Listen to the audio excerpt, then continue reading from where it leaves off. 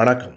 நான் சுபவீர பாண்டியன். திராவிடர் கழகத்திலிருந்து பிரிந்து திமுக கழகத்தை தொடக்கிய போது அறிஞர் அண்ணா அவர்கள் ஒன்றே குலம் ஒருவனே தேவன் என்றார். யார் அந்த தேவன் என்று பலரும் கேட்டார்கள். நாவலர் நெடுஞ்செழியன் தான் நடத்தி வந்த மன்றம் என்னும் இதழில் 1953 செப்டம்பர் மாதம் அதற்கு ஒரு விடையை எழுதியிருந்தார். ஒன்றே தேவன் என்றால் அறிவுதான் கடவுள் என்றார். அது எப்படி அறிவு கடவுளாகும் என்னும் கேள்விக்கு பல இலக்கிய எடுத்துக்காட்டுகளை நாவலர் தந்திருந்தார். தாய்மானவர் சொல்லவில்லையா, பேரறிவே இன்பப் பெருக்கே பராபரமே என்று தானே பாடுகிறார். அது மட்டுமல்லாமல் சித்தம் இசை அமர்ந்திருக்கும் சிவமான அறிவே என்று எழுதுகிறார் என்று அவற்றை எடுத்து காட்டினார். அதற்கு பிறகு நட்டகல்லும் பேசுமோ நாதன் உள்ளிருக்கையில் என்று திருமூலர் சொல்லுகிறாரே, நாதன் உள்ளிருக்கையில் என்றால் உள்ளே இருக்கிற உறுப்புகளில் சிந்திக்கிற உறுப்பு மூளை. மூளையினுடைய சிந்தனையை தானே நாம் அறிவு என்கிறோம். அதைத்தானே அவன் நாதன் உள்ளிருக்கையில் என்று திருமூலர் சொல்கிறார் என்றார். அதற்கு பிறகு பாரதியாரிடம்